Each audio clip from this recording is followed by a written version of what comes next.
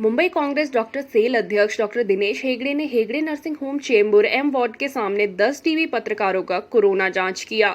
सभी को मास्क और दस्ताने उनके बचाव के लिए बांटे। इसके साथ ही मुंबई की सुप्रसिद्ध सामाजिक एवं शैक्षणिक संस्था Shri Kharka Mahavir educational and charitable trust के अध्यक्ष देवेंद्र शुक्ला की तरफ से सभी पत्रकारों को राशन का वितरण डॉक्टर दिनेश हेगड़े तथा कपिल देव खरवार के हाथों किया गया।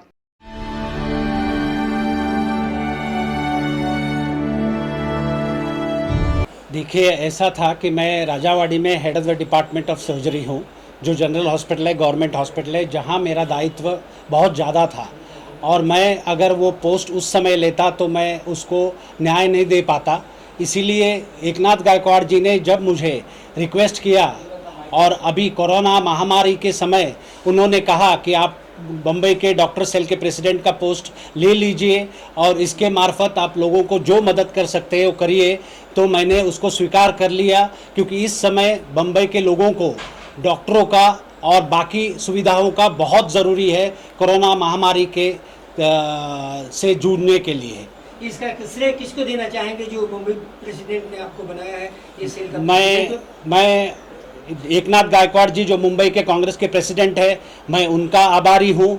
सोनिया गांधी जी का आभारी हूँ, राहुल गांधी जी का आभारी हूँ और सब कांग्रेस नेताओं का आभारी हूँ कि उन्होंने मुझ पर भरोसा करके मुझे इतना बड़ा दायित्व इस समय कोरोना महामारी के समय दिया है। आप इस समय एज ए डॉक्टर और एक एज ए कांग्रेस सेल के आप प्रेसिडेंट है डॉक्टर सेल के, तो आप क्या कर रहे हैं? आपकी इस समय की क्या गतिविधियाँ है? मैं कोरोना के भी काफ़ी पेशेंट्स को देख चुका हूं और उनको मैंने राजावाड़ी में काफ़ी लोगों को एडमिट कर चुका हूं।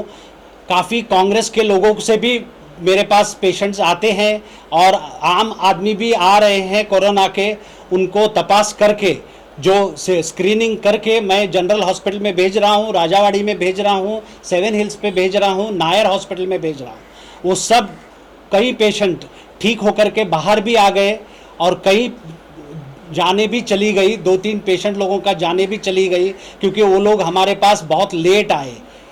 प्रॉब्लम ये है कि बम्बई में आज के तारीख में पेशेंट बहुत लेट आते हैं डॉक्टर के पास। जब उनकी सांस फूलती है तब वो डॉक्टर के पास पहुंचते हैं, उसके पहले वो घबराते हैं कि ये कोरोना बीमारी हमको आए है कि नहीं आया है।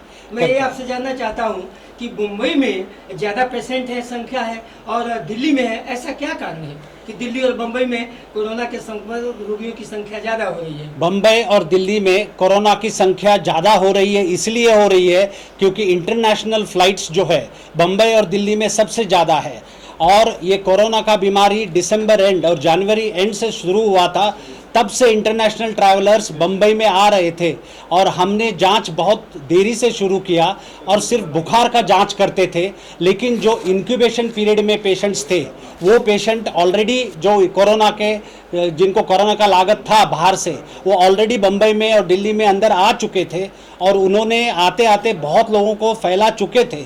इसीलिए ये कोरोना बम्बई और दिल्ली में बहुत ज़्यादा फैल रहा है और कंट्रोल में आने से मुश्किल जा रही है। मैं ये कहूँगा कि घर के अंदर रहिए, सबसे पहले घर से बाहर निकलिए नहीं। दूसरा, 2 गज की दूरी यानी 6 फीट दूरी इसको रखना ज़रूरी है, एक आदमी से दूसरा आदमी के तरफ। तीसरा, मास्क पहनना बहुत ज़रूरी है।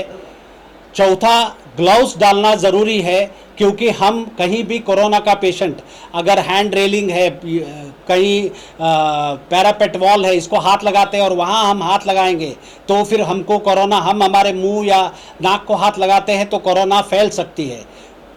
पांचवा, हमको घर में जाने के बाद हाथ को और मुंह को अच्छे से धोना है साबुन और पानी से। इतना करना बहुत ज़रूरी है।